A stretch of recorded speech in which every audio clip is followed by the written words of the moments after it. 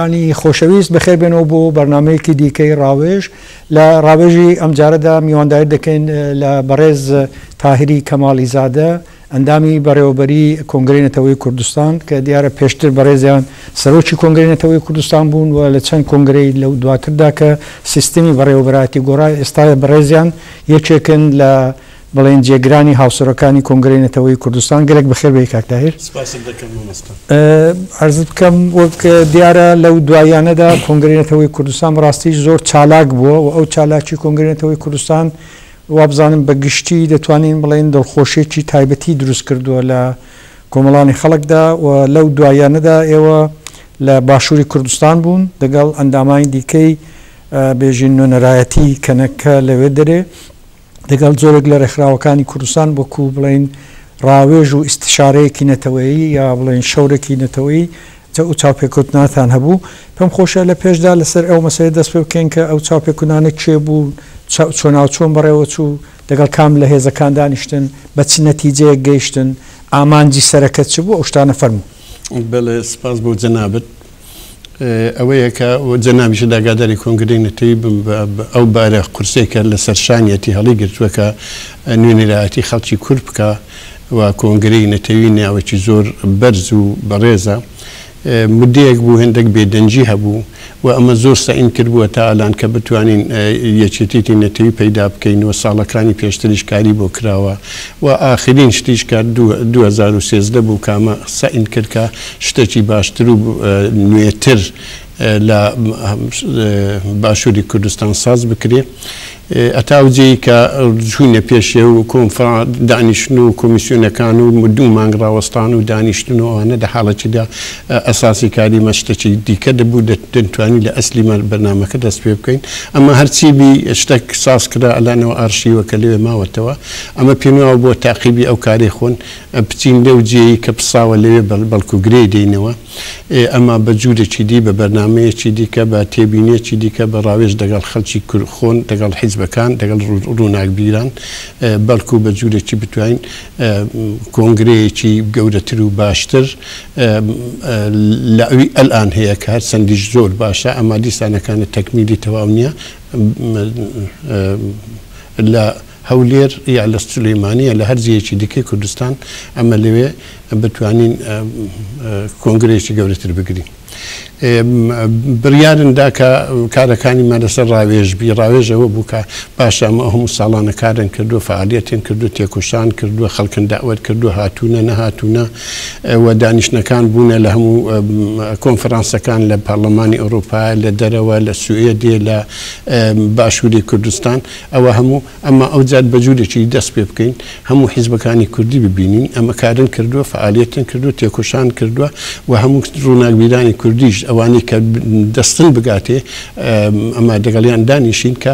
ئێوە پێن بڵێن ئەوە ڕاوێژەیەکی نەتەویە باشە بەو جووری ئەمە کردوونە ئەمە پێن وایە باش بوو ئەمە ئەگەر پێوانەوە قسەک هەیە شتێک هەیە تێبینێک وەیە داواکارین کە هەر کەس بیر و باوەڕی خۆ بڵێ بۆی بتوانین شتێکی گەورەتر و باشتر لە پێشێ ئامادە بکەین. بۆ ئەو کارە ئەمە چوون بۆ باشووری کوردستان دیارە نزیک بە 38 ڕۆژ 40 ڕۆژ ئەمن لەوێ بووم لەوێ پێشتر ئەمە دیارە ئەمە حیزبەکانی کوردی هەموو جێگای ڕێژ و حورمەتن ئەم زۆر کەس دەی کورد هەر لە حیزبەکانی ئەوانەی کە بەرچاون ئەوانی دیارینە و ئەوانەی هەیە دەتوانن بڕیار دەرن لەگەڵەوان قسە بکەین ئەمەش کوتن نا ئەوانەی دیکەش هەر کەس بنەوەی خۆی جێ حورمەتە جێ ڕێزە و ئەگەر نفوسیشیان کەمتر هەبی لەوان دیکە ئەمە زۆر ئیمکانی هەیە و کەسانێک دەوێدا هەبن کە بتوانن ڕاهنمایی باشتر بە ئێمە بکەن و پێشنیاری باشتریش بەمە بدەن و پاشیش ئەوانە ئەمە بۆمە هەموو هەریەک هەموو گەلی کورد هەریەکەوە دەنەوێت کارێکی ئەساسی پەیدا بکەین. ئەوە بوو ئەمە لە سولەیمانی دابەزین لە سولەیمانی کە دابەزین ئەوە لەباری تاریخەوە تقریبا 2 مانگ دەبێت یا بەێ بەێ لەباری دوو مانگ تەواو نابێ بەڵێ دوو مانگ دەبێت چونکو پاشتر لە 15 و 16 مانجی لە سلێمانی ڕەدەستان پێ ڕێەکە بێدا بە چوونە سلێمانی ینی بۆ دەبوو چەند ڕۆژی دیسەبرن کرد بە بۆ هەولێری ئەمە لە سلێمانی چوونە سلێمانی لەوێت دەستن پێکرد دیارە لەوێ لە ئەوەلین مەرحەلە ئەمە دانیشتنەکەن هەبوو کۆنفرانسەکی مەتبوعاتی و کە ئەمە بۆ هاتوینە و بۆچی هاتوینە و بە خەڵکن کورد ئەمە دەنجی خەڵکین و ئەمە هاواری خەڵکی کوردستانینا و دەنجی خەڵکی کوردستانی لێرە ئەمە بە شاهدی ئەو خەڵکەی کە لێرەیە لە باشوورە لە هەموو کوردستانی گەورەیە ڕوبەڕوو حیزبەکانی کوردی دەکەین کە وەزعیەتێکی حساسە لە منطقەی ما گۆڕان لە پرس کۆنفرانسەکەدا دەڕاستیدا پەیامەکەی خۆتان گەیان کە بۆ هاتوون بڵێ یەک باسییان بکەیت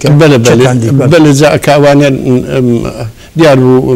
مەتبوعاتیش و میدیای کوردیش لێ یاری دەدەرن بوون بۆ هەموو شتەکی دیارەتینوی ئەو شتە بوون پیان خۆش بوو شتەکی وا ڕووبدا ئەمە چوون بۆ وەلین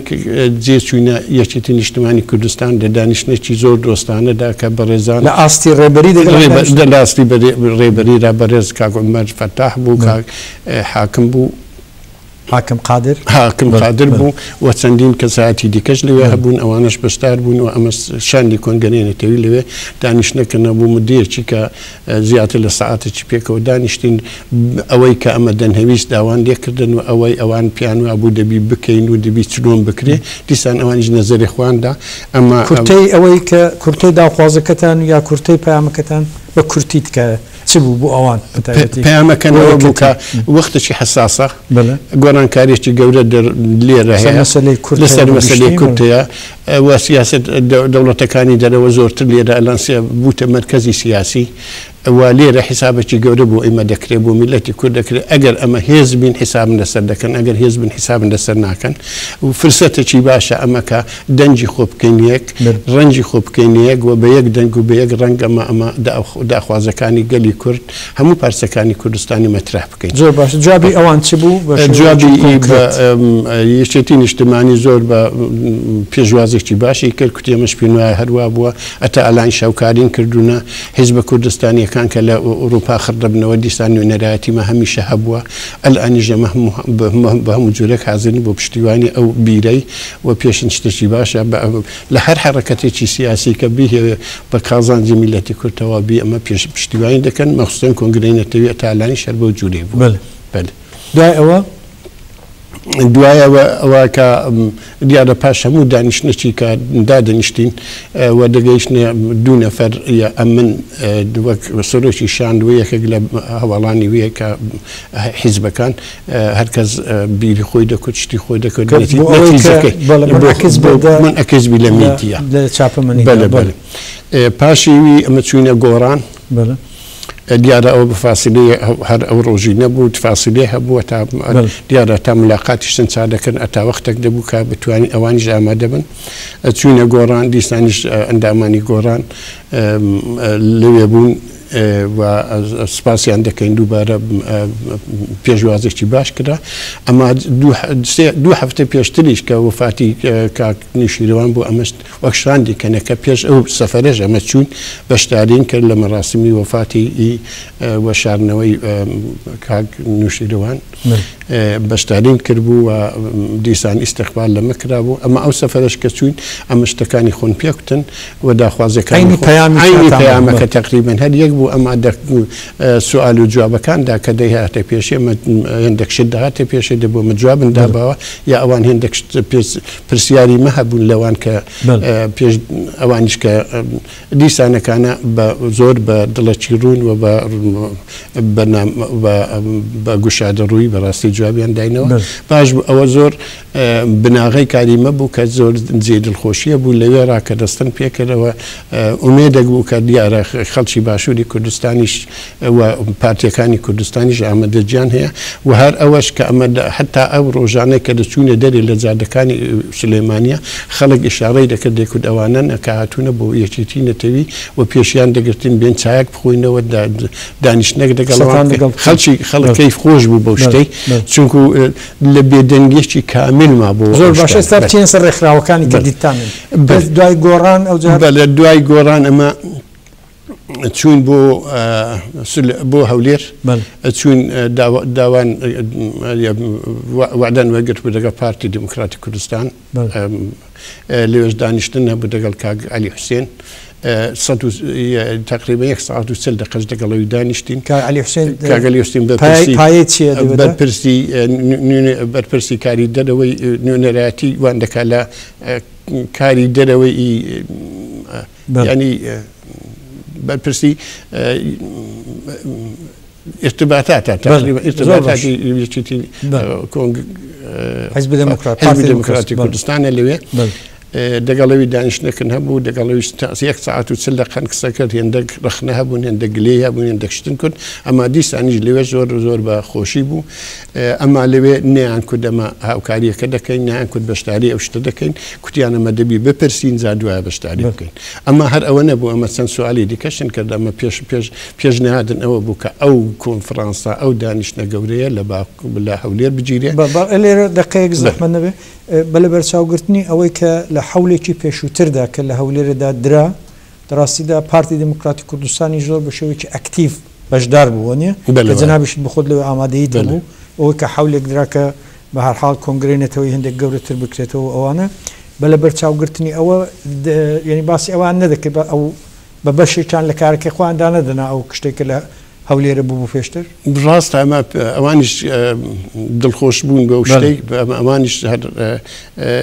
ئیشاراتێک کرا وەک ئەرزم کردی کە ناکرێمە 1 ساعت و 40 دقیقە قسەکردن هەموو شتەکاتە گۆڕێ ئەما دیسانی ژەوان کوتیان ئەمە بۆ بەشداری لەو کۆنفرانسەی ئەمە پێم خۆش بوو لە هەولێرە بکەین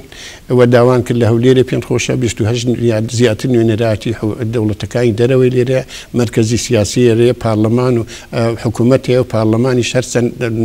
ئەلان کانە پەچی کەوتووە ما بە هەر سوورەت حیسابەتی گروپی دیکە چی هێزی دیکە ئەمە هێزی دیکە شەر هەموو بوون ئەمە ئەگەر ئیجازەم دەی لەوێ ئیشارەیەکی بکەم ئەمە داوان کرد کە لەوێ وانەکە بەستی ئەوان کوتیان جواب و دەدەینەوە مادە دوایدا هەر منتزیر بوون جوابەکە نەدراوە ئەمەش دیارە عەجەلەن کرد لە سولەیمانیە جێی خۆن پەیدا کرد و ئامادەجی هەبوو دیارە شتی دیکەشن داوا کرد لەوان یەکێک لەوان ئەوە بوو داوا کوردەکانی ڕۆژاوای کوردستانی کە لەوێ نابدەنخەوێ بە سیمالکایدا بە سنووریدا بێن دیسان کوتیان دەبی جواب بوو بدەینەوە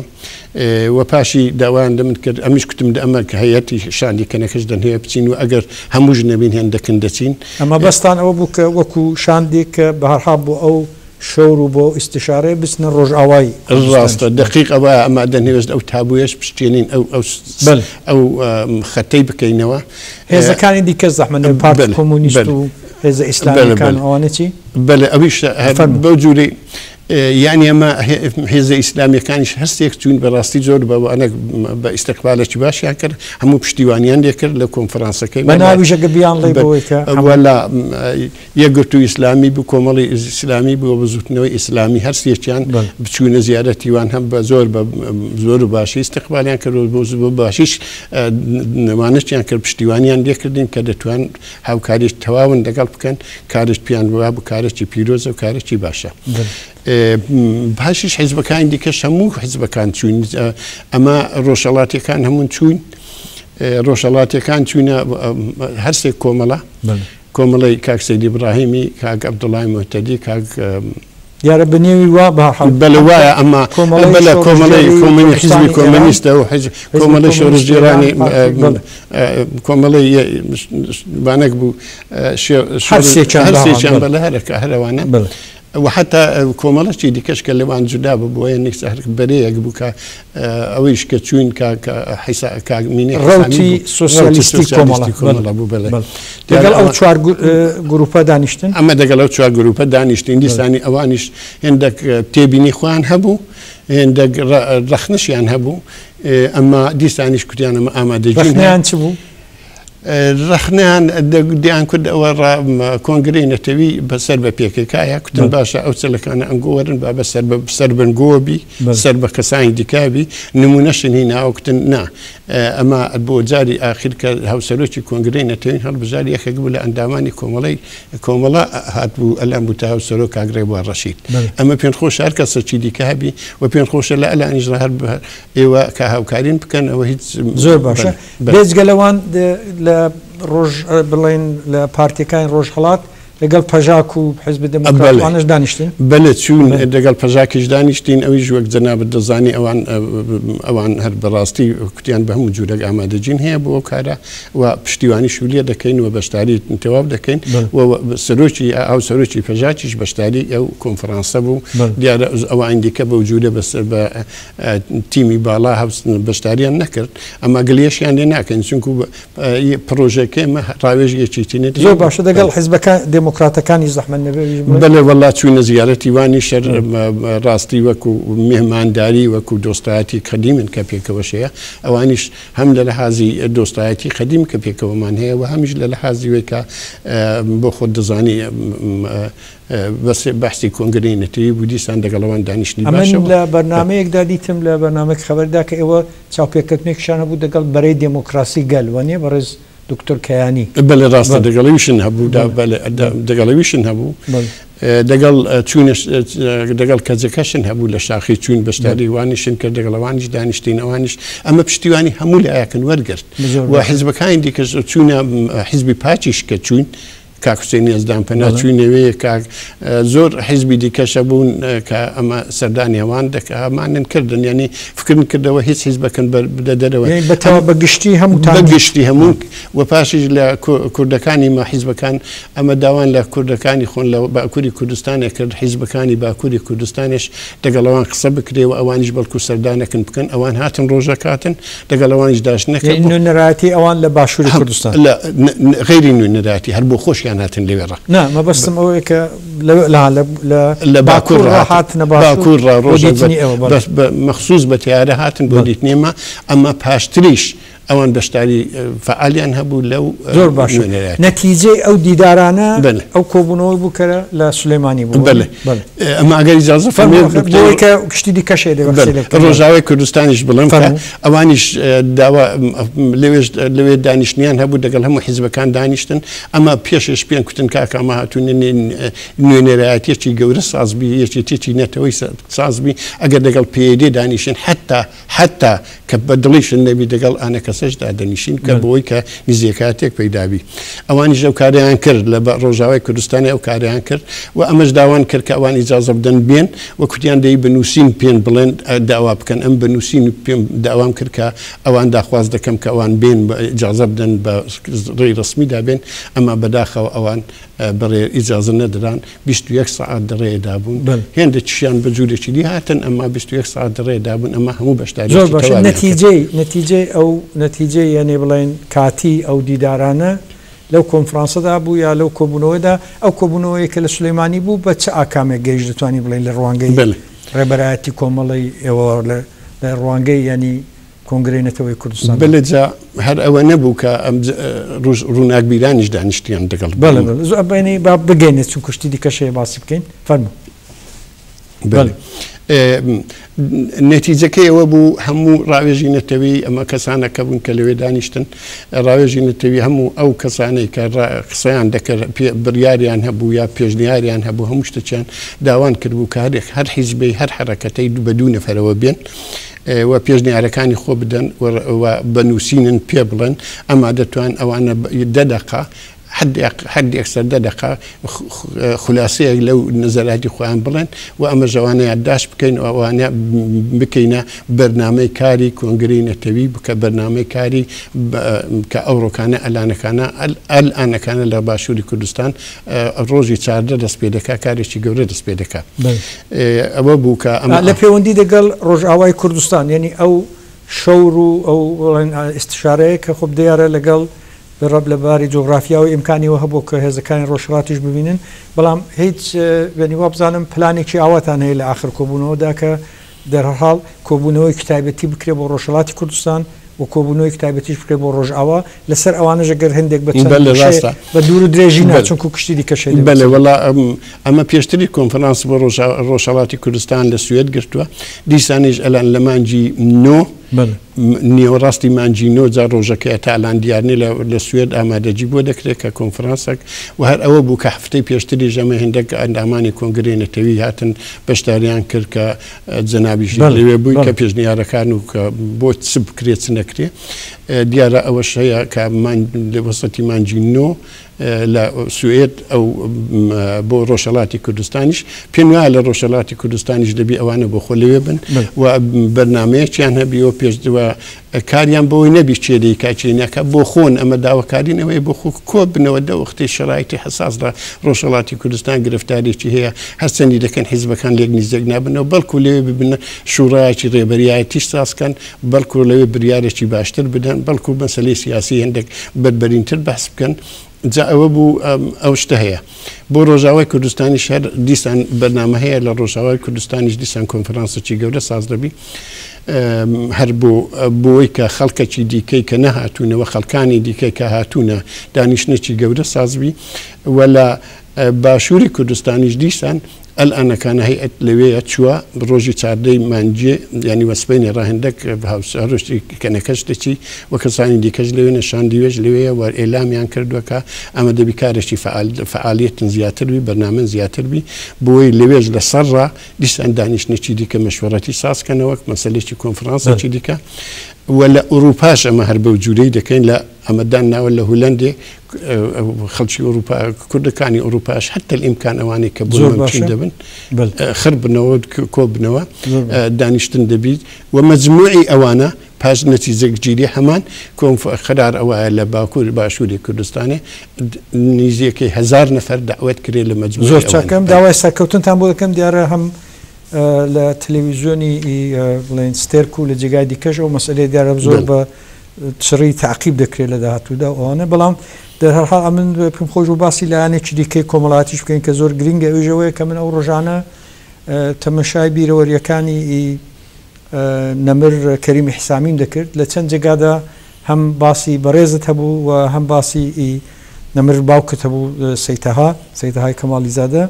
و لەوێدا تۆ چەند نامەیەکشت کە نووسیەوە بۆ کاکەریم حتا بەشێکشی لێرە دەمەوێت بخەنەوە بۆەوەی کە زێنت بڕێک دەمەزەرد بێتەوە ئەوانە کە ویژەوە دەڵێ ئومێدوارم کە ئەو دەمی بۆ کاکەریم سەردەمی نوێی دەرکردو دەڵێ جنابەت بۆی دەنووسی دەڵێ ئومێدوارم سەردەمی نوێ قەدەمێکی نوێ بێت بۆ پێشەوە بە بەرچاوگرتنی تەجروبیاتی کۆن و نوێ بۆ یەکگرتن و سەرکەوتن وا دیارە سەردەمی نوێ دەیهەوێت بێلایەنی خۆی بپارێزێت کە ئەوە هەنگاوێکی نوێیە وا بە باش دەزانم کە مەتالبی چووکتری تێدا بگونجێ سەرنجڕاکێشتر و باشترە و دوای باسی ئەوە دەکات بەگشتی کە بە هەرحاڵ لەوێ کە چاوی بە مەرحومی بابت کەوتووە لە شاری بۆن و ئەوانە و دوای دەزانین کە ئێوە کە لەبەر ئەو ئاڵ و گۆڕی کە لە ڕۆژهەڵاتی کوردستان ببوو گشتیوە مەجبور بوون کە واری خۆتان بەجێ بڵن و هاتنە هەولێرە و دوای هاتنە ئالمان و پاش ئەوە باوکت گەڕاوە و دیارە دوای ئەوەی کە باوکت مەرحوم بۆ هەندێک مەسئلە هاتوتە پێشە پێم خۆش بوو لە هەندێک لەو شرانە ینی هەندێک لەو مەسئلەی باز بکەیت چونکو ئەو مەسئلەی ممکنە بۆ جەنابەت لایەنی شەخصی هەبێ بەڵام بۆ کۆمەڵانی خەڵق بە تایبەتی لە هەندێک لە ناوچەکانی ڕۆژهەڵاتی کوردستان ئەوە لایەنێکی تەواو کۆمەڵایەتی هەیە بەگشتی لەو زمینانەوە هەندێک تەوزیح بدەی فەرموو. بەڵێ وەڵا وەک جنابی ئیشارەت کرد دیارە حورمەت بۆ هەموو کەس بۆ هەموو ئینسانێکی کە لە کوردستانی هەیە ئەمە نامەوێ ئەوەی بڵێم کە ماڵباتیمە چی کردووە چ دەکا و ئەمە لە حرەکەتی شێخ عوبەیدیلای نەهریێرا تا ئەلان بەخۆش بە حورمەت هاتووتە پێشی لە شێخ کەماڵ و شێخ جەلال و شێخ عەلاءالدین و هەتا دەگاتە بابم ئەمە دەو ئاخریدا مەسائلێک پاش وفاتی بابم هێندێک شت ڕوویدا کە بەڕاستی جێی تەئەسوفێ بوو و حورمەتی خانەوادەی زۆر شکا چونکو ڕۆژی عەزای بابمدا کە ئەمە هەر ئەوەختیش خەبەرندا بە من نەکوترا بووە مە خەبەرندا کەشتیوان نەکەن دیسان دە ڕۆژی عەزای بابمدا بەناحەق و بە درۆ و بە بوختان بە بابم کە وفاتی فەرمووە کوتیان شێخ وەسیەتی کردووە کە یەکێک لە کوڕەکانی کە یەحیایە بە جێنشینی خۆی داناوە یەک شتی لێرە نوختەیەکی بریندکە چونکو جنابەت نامەیەک دیارە نامەیەک هەیە لێرەکە بە زمانی فارسیە کە بابت بۆ جەنابتی نووسیوە لە ساڵی 92 ینی لە هاوینی لە 15 خەرمانانی ساڵی 1992 کە دەکان نزیکەی 3 ساڵ لەوە پێش ینی ساڵێک 2 ساڵ پێش وەفاتی بە هەرحاڵ لەوێ دەڵێت کە دەڵێت ئەمما تاهری عەزیزم تاهری خۆشەویستم نامەکەی تۆ دەرسێک بوو بۆ من و ئەمن نەوەی تەستیق دەکەم وەلی مەگەر من عبارە بەرشانی کەسی گذاشتن دەڵێت من عبام نەخستۆتە سەرشانی هیچ کەسێک مەگەر ماڵومولکیرا بە کەسی یا جایی دادام مەگەر ماڵومولکێکیشم بە کەسێک نەداوە و سەنەدێکی معتەبەریش دەردەستی کەسێک نییە لەو بارەوە و باوەڕ بکە کە ئەسڵ و ئەساسی نییە و قسانە و تاهیر عەزیزم من شمارە دوست دارم خۆشم دەوێ و لە قەلبم جاداری لە قەلبمدا جێگات هەیە و بەرادران شمارە دوست میدارن و بدان و نیز بدان یعنی ئەوە زۆر گرنگە لە ڕوانگەی منەوە کە پس از من شێخیەت دەرخانەوادەی ما پایان میپەذێت دوای نەمانی من شێخیەت لە خانەوادەی ئێمەدا لە بنەماڵی ئێمەدا نامێنێ فەرموو بەردەوام بەلەجا ئەوە بوو ڕۆژی ئەزای بابمدا کە بە هەزاران نەفەر کۆبوونەتەوە بەشێکی کە میدیای کوردی بوو ئێوە بوو کە مەسەلەکە زۆر گەورەکرا لە حەدی خۆی زیاتر گەورەکرا دەو ڕۆژەیدا کە یەکێک لە براچووکەکانم کە لە مێژە بەرنمەیان هەبوو پێشتر نامەوێت تاریخەکی دیکە بجێنمەوە کە وەختەکی حەسەنێکیان هینا حەسەنە کابراەک لە ئینگلستانی ڕاهات و خۆی لە خانەوادەی مەتێکەڵ کرد و ئاخری بۆ زاوە و دوایە هەڵات و دوایە چ بوو مەسلەیەکی زۆر دوور درێژەکە وەختی ژەمە مشاکلەکەن هەبوو گلەی شتیوە زۆر هاتە سەرەما کە شتێکی کارێکی خراپ کرا بەرنمێکی وا ساز کرا و لە مێژ بوو بۆەوەی کە ڕۆژی ئەو یحیال کە لێرە خوێندنەکەی تەواو نەکرد بردیانەوە بۆی کە ئەو سەروەت و سامانەی کە هەیە اختیاری بنێن ئەمما مهم سەروەت و سامانەکە دروستە مهمە ئەوە حەقی وەرەسەیە و لەوێش با نووسێتێت و دەست پێشکای خوددایدا مەسئولی کە ئەگەر حەق و حەقی نەستێنی و مەسئولیەتی داوەتە من ئەمما مەسەلەی گەورە مەسەلەی حورمەتی خانەوادەجیەت چونکو 100% بابم ئەو کە ئەو ئینسانەی نەکردوتی جێنشین بۆ نمونە چەندین نمونە دەرز دەکەم با مەگەر کەیفی لێبە ڕۆژێکی جومعە ڕۆژێکی جەماعەت ڕۆژێکی جێژنی قوربان ڕۆژێکی جێزنی ڕەمەزان یا هەر مەراسیمەکی دیکە یا ڕۆژێکی هەندێک عالەمی داوت کردبا یاش وەسیەت نامەکی نووسی با بە خەتی خۆی کە با ئەمن پاشە من کە یحیا یا هەر کەسێکی دیکەی کرد جێنشینی خۆی وەیە دەیتوانی بام ڕۆژێکی ئەگەر کەیفی لێ بە ئەگەر پێی خۆش بە ئەگەر نیەتی لەسەرەوە بە هەموو ڕۆژەی یحیا لە دووی دەڕۆیشت دەیتوانی عەبایەکی بەسەر شانی دادا ئەمامەیەکی لەسەر شانی دانا بام هیچ شتێک لەوانەی نەکردن چونکو بابم پاشەوەی کە مدەیەکی ئیحیال کە لێ بوو بام یحیای ناسی کە چونکو خەریکی معاملات و مڵک و ماڵ و شتیوا بوو هەموو سەروەتی بام دە اختیاری وەی دابوو و ئەوە بوو بام بە دەفرسەتێکی دا من کە بە کوڕی ماممدا کە نێوی کوڕیماممە نەجمەدینم کاغەزەکەم بوو بام نووسی با بیشم ئەو کاغەزەی بە من نووسیەوە و لە فرسەتی لەوێش دەکتێک کاغزەکەیدا دڵمدا دنیایەک لە کوتن و ئەوانەیە کە نامهێ هەموو شتێکی ناتوانم هەمووی بە زبان بڵێم لێرە بنووسم ئەوانەش دەگەڵە من بەحث کردەوە پێ ئەمەش ئەوانە هەبوون و پاشی ئەو شتەی کە خوێندیانەوە ئەمە فەورەن ئێترازن کرد ئەمە پاشەوەی ئەوان پاشی 1 ساڵی پێچ و ئەتا شتێکیان کۆپیەکیان لەو شتێک نووسراوەی بنێوی بابم ساز کرد لە حاڵەتی خەتی بام نەبوو ینی بوختانێکی زۆر گەورە بە بام بوو ینی بام دەیتوانی بام سەوادی هەو بام ئینسانێکی باسەواد بوو وەسیەتنامەیەکی کە دەیتوانی بنووسی دەیتوانی بە ئاگایی جەناب وانە بدرە بزێنی ناک بەتزی حتا مامم کاگ ئیسماعیلی مام کە تەنها برای بابمە ئەمن دەنجی وێشەیە دەڵێ ئەمن نە ئاگام لە وەسیەتنامە بووە باشیان کوتی مەجبوریان کردم ئەبام بەسەرداداوە لەوێ بوو من نازانم یعنی ببوورە ئەو شخصی کە باسی دەکەی برای چکۆڵی بەڕێستا دەبێژی کە ئەو کەسێک کە بە ئیسلا عەباکەشی بەشاندادا ئەو بخۆ ئینکار لەوە دەکات دەڵێ من ئاگام لێ نەبووە کە ناوەڕۆکی مەسەلە بەلەکە ئەمام ئیسماعیلم برای با ئینسانێکی تێگەیشتووە کابراکی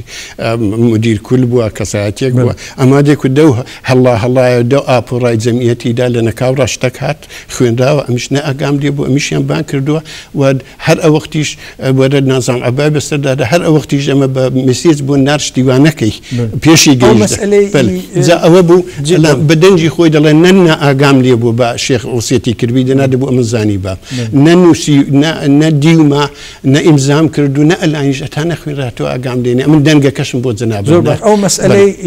شێخایەتی و ئەوانە یعنی ئێوە ئەو مەسلەتان قبول نییە ینی پێتان وایە ئەبەدەن بنا بە ئامۆژگاری خۆی ئەوە ئیدامەی نابێ هەبێت نابی هەبی ئەبەدەن ئەمە هیچ ئەو ئینسانت قبول نییە و ئەو ڕژ لیاقەتی وی نییە ئەمە بام ئەو کەسایەتێ بوو کە 90 ساڵ بوو 92 چەند ساڵ بوو ئەمە دەگەڵی هاتبوونی پێشێ خەڵک دەگەڵی هاتبووتی پێشێ لە ئینسانێکی محتەرەم ئینسانێکی گەورە بوو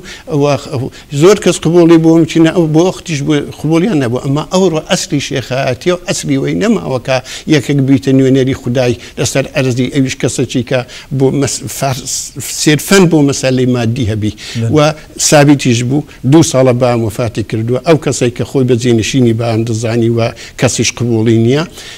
و کوردەکان هەموو کورد و یا خەیرە کورد هەموو لێکشاونەتەوە و ئەسلەن ڕسوا بۆ لەنێو عالمێ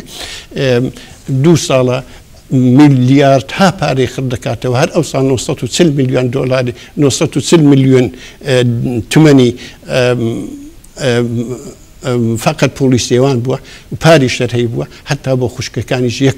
تومەنی نەداوە بۆ برایەکانیشی نەداوە بۆ کەسی نەداوە هەمووی خەریکی معاملەیە لە هەولێرێ خزمەتی دیکەیە زاوایەکی هەیە دەگەڵەوی خەریکی معاملاتی بڵچینە و هەموو سەنەدەکانیشم هەنا ئێوە هیچ بەئیسلا حەولینی دەزانین کە لەواری بێژین نەریتیەوە لەگەڵ ئەوەش کە بە هەرحاڵ ئێوە باوەڕتان سا بە شێخایەتی و شتیوانیە بەڵام شێخ لە کۆمەڵگەی کوردەواریدا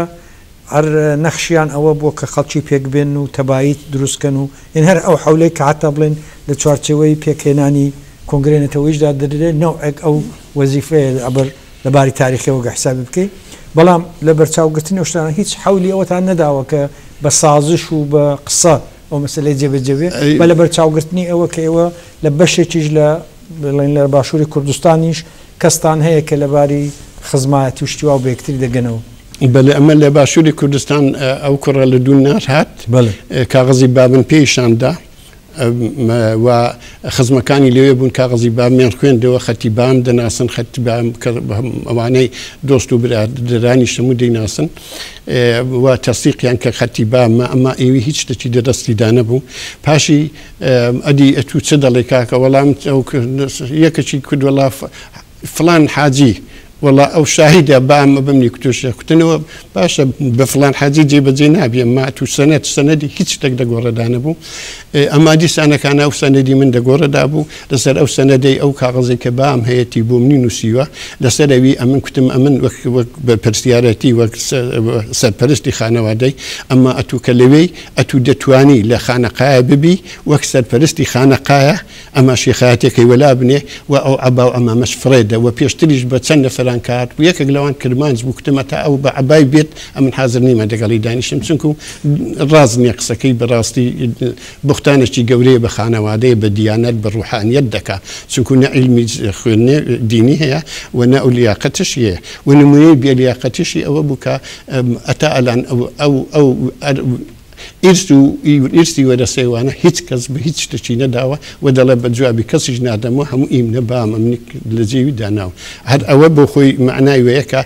ئەگەر ئینتقام لە بام وەردەگریتەوە باوەڕ دەکەی ئەلان بۆی مەمچین با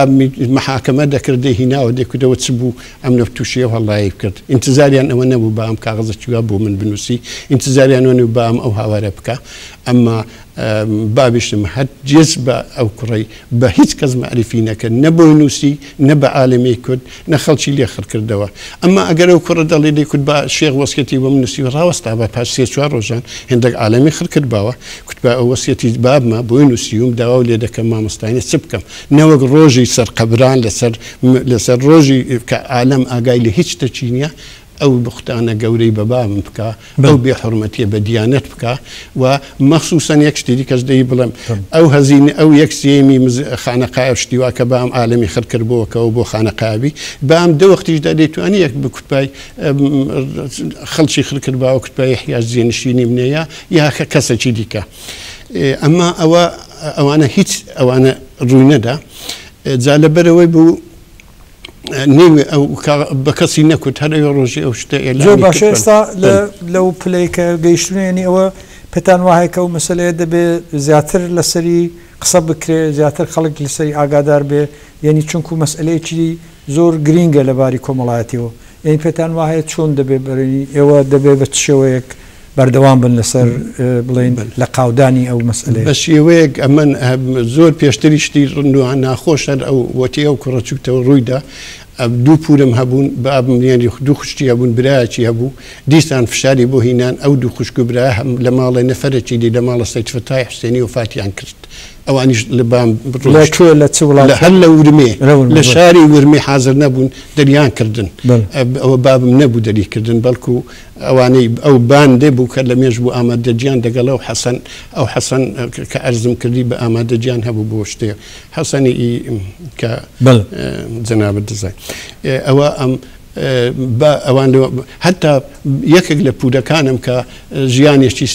هەموو دەخزمەتی باوم دابوو نیان هێشت لە ماڵی باومبی مەیتیشیان نێشت و نیان هێشتیش کە لە قەبرستانی وی بنێژن لە جێیەکی دیکەیان نەشت یعنی ئەو شتانە هەموو کران یعنی ئەم پێم وایە بێحرومەتێکی گەورەیە بەو کەسانێک کە چ دەچن لەو خانەقایی نانی دەخۆن باوەڕ دەکەن ئەوانە زۆر نانێکی حەرام دەتانەوێت چ بکەنێنی چتان لە دەست دەبی کە ئەمە شتێکی لە دەستن دێ ئەو دەڵێ ئەمن پشتیوانم هەیە ئەمن هەموو مڵک و ماڵ و کەس شێخەر ئەم ئینتقام لە بابم وەردەگریتەوە دەڵێ هەموو ئیمنە هەموو مڵک و ماڵ ئیمنە هەموو سەروەتی بابم ئیمنە هەموو داوەتە من هەموو داوەتە من و دایکێ من کە ئەمە بەداخەوە دایکن لەمێژەوە فاتی کردو دوو بەرە دایکان کە ئەمە دەڵە بداوێتم من و دایکێ من و چەند نەفەری دیکەش باندێکی هەیە سێ چوار نەفەرن خەڵکی یعنی ئێوە هیچ حولیەوە نادەن کە لەباری حقوقیەوە لە ڕێگای بڵێن بەشی داوەری و قەزا و شتیوارە شکایەت ئەوانە هیچ حولێکی وادە ئەمە گەورەترین شتن ئەو بێحورمەتیە بە خانەوادەی شێخ کەماڵی کرد ئەو خەڵ حورمەتیە بە بامی کرد ئەو نێوە گەورە و پاکەی وەلابرد بۆ مەسەلەی ئەساسی مەسەلەی حورمەتی خانەوادەیە کە حورمەتی شکاند و حورمەتی ڕوحانیەتی شکاند حورمەتی شێخایەتیشی شکاند ئەو دەورە نەماوە کە ئەو منداڵک لێ بێت و ئەمما پاشش سابیتی کرد کە منزوری فەقەت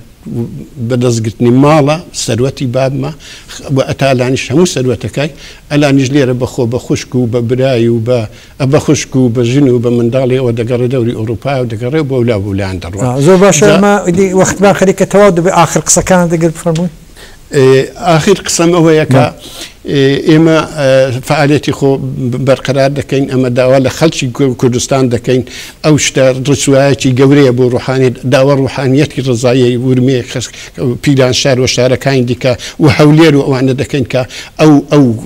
شتە خراپە کە ڕووی داوە پێشی بگرن شێخایەتی وا بە ئاسانی نەگرن پاشی مەسەلەی شێخایەتێ نیە ئەگەر کەیفی لێ شێخایەتێ بکە با بچی لەسەر 2 هێکتار ئەرزی خۆی بچی شێخایەتێ بکە نەوەک لەو خانەقای ئەمن ئەو لە هەولێری پێشنیارم کرد لەوەی $100,000 فقط بۆ سەهمی خانەقە کوتم ئەمن $100,000 دەدەم ئەو منداڵەکان و کچەکانی شیناوێ بیان دەنێ هەموو بریندارن هەموو کچە مریدی منە هەموو خزمەتیان بە لە شیناوێ $100,000 بدەنێوان ئەمەش کامپینەکی سازکەین لە ئەوروپا و لە دەرەوە کارێکیان بۆ بکەین نا ئەمە هیچ شتێکیوانە ناکەم جا ئەوە قسە زۆرن ئەمە دەڕاناوەستین و ئەو شتە بێ حورمەتی قبول ناکەین لەوە خەڵکی کوردستانی لە مریدەکان لە خەڵکی دیکە لە مەلایان لە ئالمان لە خەڵکی ڕزایە داوا دەکەن ڕوودە و جێی مەکان ئەو ڕێ ئەو جێ حرامە و ئەو نانەی لێ دەخۆنانێکی پیسە زۆر باشە زۆر سپاس دەکەم بەڕێز کاکتاهیر بوو بەشداری لە بەرنامەی ڕاوێژدا بینەرانی خۆشەویست بەم شێوەیە ئەمە دەگەینە کۆتایی بەرنامەی ئەمجارەشمان تاکو و ڕاوێژێکی دیکە لای ئێوەمان خۆش.